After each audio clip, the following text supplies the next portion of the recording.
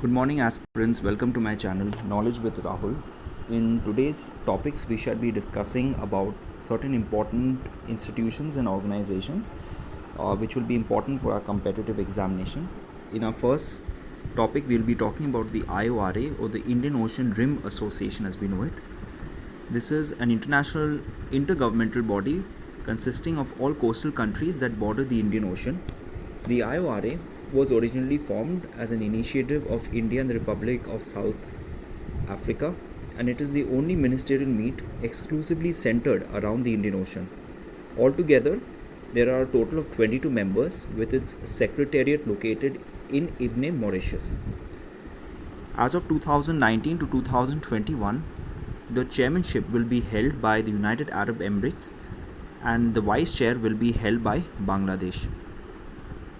It's also important to note that in 2014, India was the first country to host the first ever Indian Ocean Dialogue, which was held in Cochin, Kerala. Our next topic is the agreement for bringing peace to Afghanistan.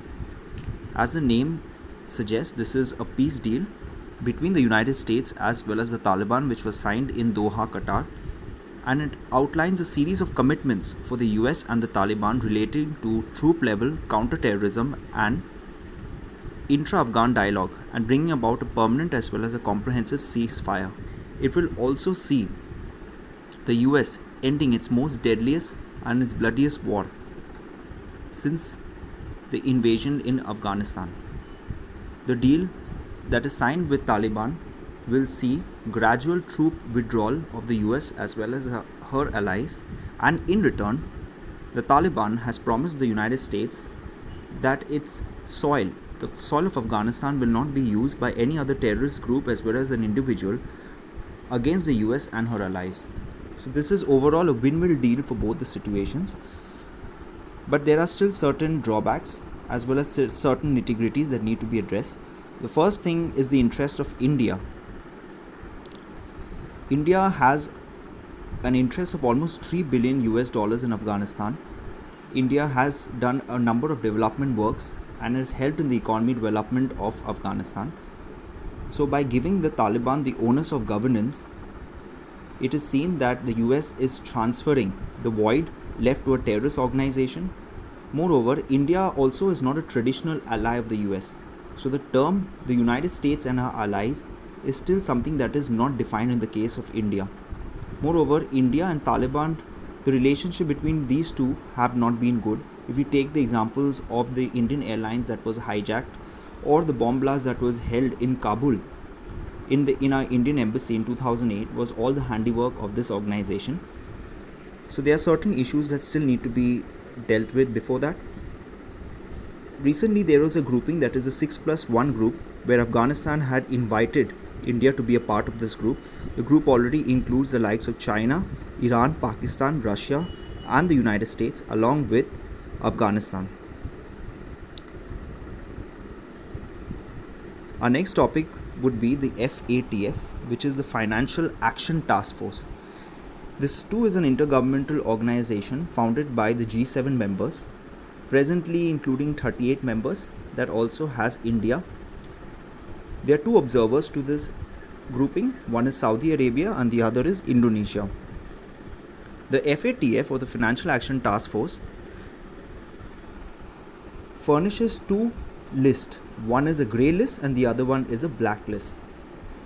The grey list basically refers to countries that fail to curb terrorist financing and money laundering and is considered to be safe havens. Countries that are part of this grey list include Pakistan as well as other countries like Iceland and Ukraine. Black list, on the other hand, calls for complete boycott as well as shutting off all doors of international financing, basically as a mean of coercion and crippling its economy so that they do not help terrorist financing and money laundering. Examples of countries that are part of the blacklist include North Korea as well as you also have Iran. Finally, our next topic is helicopter money. This particular term has gained large amount of prominence, especially in the midst of the COVID-19 scenario and how our economy is taking a beating. Helicopter money is nothing but a type of a stimulus that is given to our economy, involving printing huge amount of money and giving them to the people so that it can enhance demand and sort of stimulate the economy. However, it should be understood that helicopter money and quantitative easing are two different things. In the case of quantitative easing, it is nothing but printing money but to buy back government bonds, because the government has to pay back for the bonds for which the central bank wants to buy. But in the case of helicopter money, there is no such obligations as such.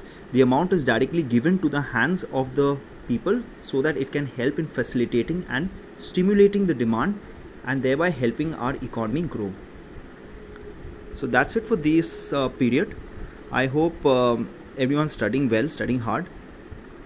If you like my content and if you like what I'm putting up, kindly leave your appreciation in the form of a like, and do share, subscribe. And till then, see you. Please stay safe. Thank you.